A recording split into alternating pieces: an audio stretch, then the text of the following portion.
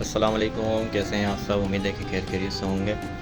ये एक और कस्टमर का ये ब्राइडल बना है ऑर्डर पे। ये फुल कच्चे काम का ब्राइडल है और ये इसका आप करीब से भी काम देख सकते हैं, बिल्कुल नहायत ही नफासत के साथ हुआ हुआ। और ये इसका पूरा दुपट्टा है, फुल हैवी दुपट्टा है, इसके अंदर सीक्वेंस से काम हुआ हुआ है।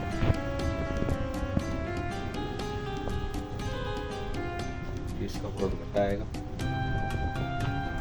और तीन तरफ जो है ये पूरी बेल है। और ये इसका पूरा शरारा आएगा। शरारे पे ये बेल चल रही है और छन बूटियाँ हैं और दोनों तरफ जो है शरारे पे इक्वल बॉर्डर है। और ये शर्ट पीस आएगी, फुल हैवी इसकी शर्ट पीस है, एंटीक और गोल्डन के साथ बनी हुई है।